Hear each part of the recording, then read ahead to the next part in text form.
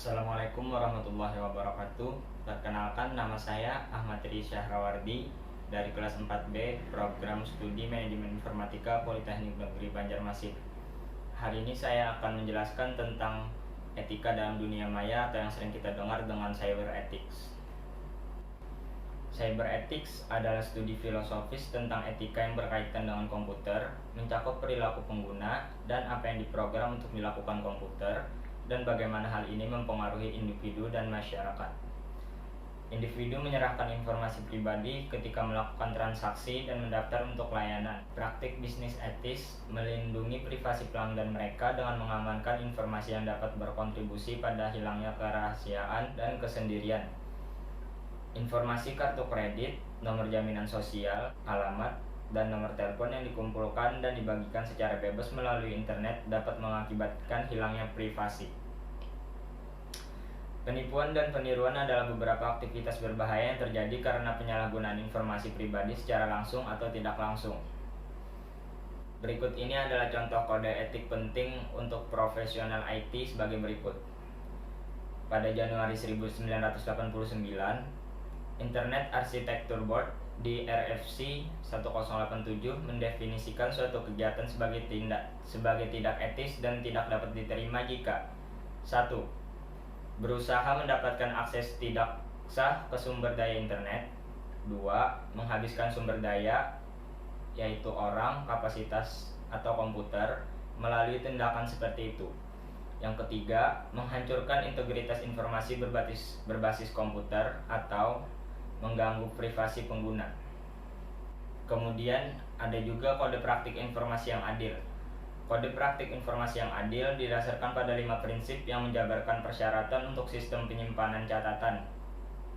Persyaratan ini diterapkan pada tahun 1973 oleh Departemen Kesehatan, Pendidikan, dan Kesejahteraan Amerika Serikat.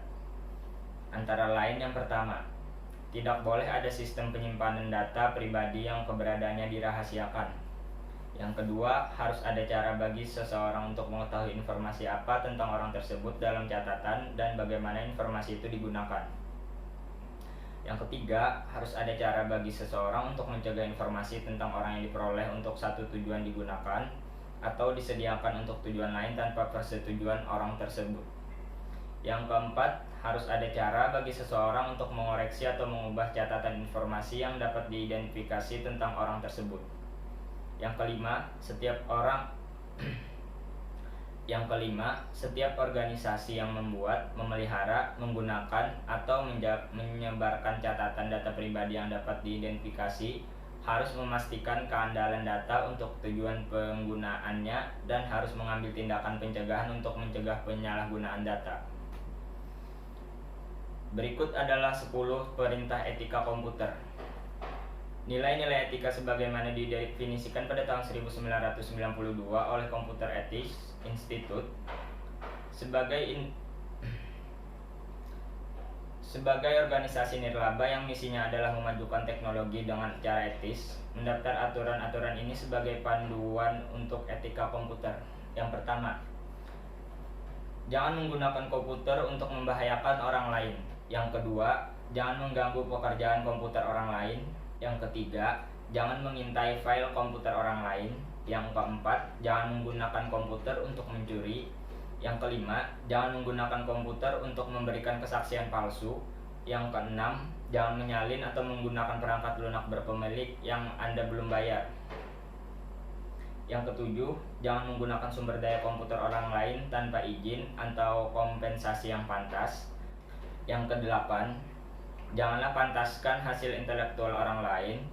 Yang kesembilan, Anda harus memikirkan konsekuensi sosial dari program yang Anda tulis atau sistem yang Anda rancang. Yang terakhir, Anda harus selalu menggunakan komputer dengan cara yang memastikan pertimbangan dan rasa hormat terhadap sesama manusia. Berikut adalah beberapa undang-undang tentang cybercrime yang berlaku di Indonesia. Yang pertama, Undang-Undang Nomor 11 Tahun 2008 tentang Internet dan Transaksi Elektronik atau ITE. A. Pasal 27 Undang-Undang ITE tahun 2008. B. Pasal 28 Undang-Undang ITE tahun 2008. C. Pasal 29 Undang-Undang ITE tahun 2008. D. Pasal 30 Undang-Undang ITE tahun 2008 ayat 3. E. Pasal 33 Undang-Undang ITE tahun 2008.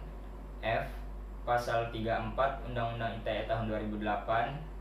G. Pasal 35 Undang-Undang ITE tahun 2008. Undang-Undang Nomor 19 Tahun 2002 tentang Hak Cipta. Undang-Undang Nomor 36 Tahun 1999 tentang Telekomunikasi. Mungkin itu saja penjelasan saya tentang cyber ethics hari ini. Salah hilafnya mohon maaf. Wassalamualaikum warahmatullahi wabarakatuh.